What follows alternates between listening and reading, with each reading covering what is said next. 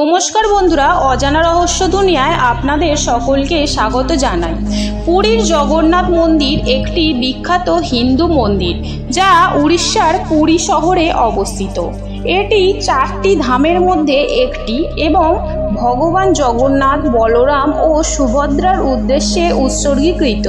মন্দিরটির ইতিহাস বেশ প্রাচীন। রথযাত্রা উৎসবের সময় এই সংখ্যা দ্রুত বৃদ্ধি পায়। এই মন্দিরের প্রধান দেবতারা হলেন ভগবান জগন্নাথ, তার ভাই বলরাম এবং তার বোন সুভদ্রা। মন্দিরের স্থাপত্য অসাধারণ এবং এর প্রাচীন ফটকগুলিও প্রাচীন যুগের উজ্জ্বল কারুশিল্পের এক ঝলক দেখা যায়। তবে পুরীর জগন্নাথ মন্দিরের রান্নাঘরে লোকচক্ষুর আড়ালে আছে কোন রহস্য যা মনকে শিহরিত করে? তবে জেনে নেওয়া যাক সেই সমস্ত রহস্য। 1. শুরুতেই জানিয়ে রাখি, এই রান্নাঘরে প্রভুর ভোগের বিভিন্ন পদ রান্না করার জন্য কখনোই কোনো বিদ্যুৎ বা যন্ত্রের ব্যবহার করা হয় না। উন্মুক্ত কাঠের আগুনের ওপর পাতিলে সেবকরা রান্না করে থাকে। জগন্নাথ দেবের মহাপ্রসাদের এমনই এক গুণ রয়েছে যে কোনোদিন 10,000 দর্শনার্থী ভোগ গ্রহণ করুক অথবা কোনোদিন 2 লক্ষ মানুষ ভোগ গ্রহণ করুক, প্রসাদ কিন্তু কখনোই বাড়তি হয় না বা কম হয় না। প্রভু জগন্নাথ দেবের এক অদ্ভুত লীলা। 2. সবথেকে অবাক করা ব্যাপার হলো এখানে রান্না করার জন্য গঙ্গা নদী ও সরস্বতী নদী রান্নাঘরের ভিতর দিয়েই প্রবাহিত হয়েছে। প্রভুর ভোগে রান্না করার জন্য যে জল প্রয়োজন সেই জল রান্নাঘরের মধ্য দিয়েই প্রবাহমান নদী থেকেই নেওয়া হয়। 3. রান্নাঘর প্রতিদিন এই রান্নাঘরে 100টির বেশি পদ রান্না করা হয়, যা 2টি ভাগে বিভক্ত। একটি হলো পাক্কা এবং একটি হলো শিক্কা।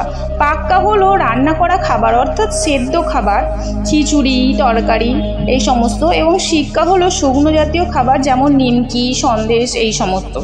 4. এই রান্নাঘরটি 9 ভাগে বিভক্ত, যার 2টি ভাগ 2500 বর্গফুট করে এবং বাকি অংশগুলি সামান্য ছোট। এই রান্নাঘরে রয়েছে 752টি মাটির তৈরি উনুন। সবথেকে অবাক করা বিষয় হলো এই রান্নাঘরে রান্না করার বিষয়টি, ভোগ রান্না করার সময় একটির ওপর আরেকটি পাত্র বসানো হয়ে থাকে। এইভাবে মোট 7টি পাত্র বা হাঁড়ি থাকে। কিন্তু সবচেয়ে আশ্চর্যের বিষয় হলো ওপরের পাত্রে রান্না সবার আগে তৈরি হয় এবং তারপর প্রতিটি পাত্র পর্যায়ক্রমে রান্না হয় এবং নিচেরটা সবার শেষে রান্না হয়। এটি প্রভু জগন্নাথ দেবের একটি বিশেষ কৃপা। 5. প্রতিদিন প্রভু জগন্নাথ দেবের রান্নাঘরে রান্নার খরচ বাবদ মন্দির কর্তৃপক্ষ প্রায় 2 লক্ষ টাকা পর্যন্ত ব্যয় করে থাকে। সম্পূর্ণ ভোগ তৈরি করার পরে নিরন্ন মানুষ ও দর্শনার্থীদের মধ্যে তা বিতরণ করা হয়। এই 56 ভোগকে বলা হয় মহাপ্রসাদ। সবচেয়ে অলৌকিক বিষয় হলো এই ভোগের অল্প একটু খেলে কিন্তু আপনার পেট ভরতে বাধ্য। 6. জগন্নাথ দেবের রান্না করার জন্য যে সমস্ত সবজি ও ফল ব্যবহার করা হয় সেইগুলি 2000 বছর ধরে ব্যবহৃত হয়ে আসছে। শুধুমাত্র স্থানীয়ভাবে উৎপাদিত ফল ও সবজি জগন্নাথ দেবের জন্য ব্যবহার করা হয়, অন্য কোনো অঞ্চল থেকে এনে ব্যবহার করা হয় না।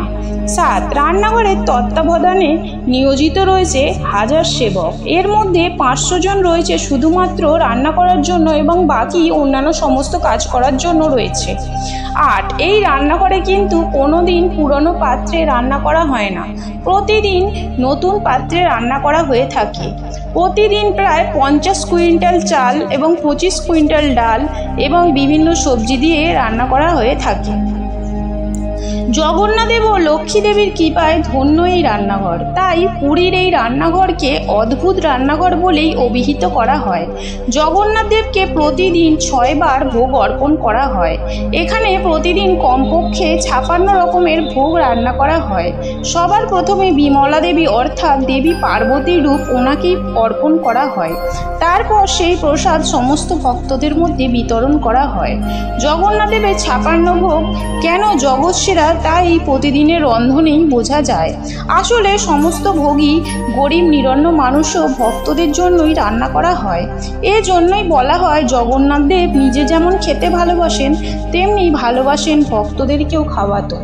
তাই আজও পুরীর জগন্নাথ মন্দিরে উপচে পড়ে ভক্তদের ঢল। শুধু যে রান্নাঘর বা মহাপ্রসাদ তা নয়, এই মন্দিরের প্রতিটি কোণায় লুকিয়ে রয়েছে নানা রহস্য। সব মিলিয়ে পুরীর জগন্নাথ মন্দির সারা বিশ্বের কাছে এক রহস্যময় মন্দির হিসাবে পরিচিত। তো বন্ধুরা, আমার এই ভিডিওটি কেমন লাগলো? আশা করি ভালো লাগবে। যদি ভালো লেগে থাকে লাইক, শেয়ার এবং সাবস্ক্রাইব করে আমার পাশে থাকবেন। ধন্যবাদ।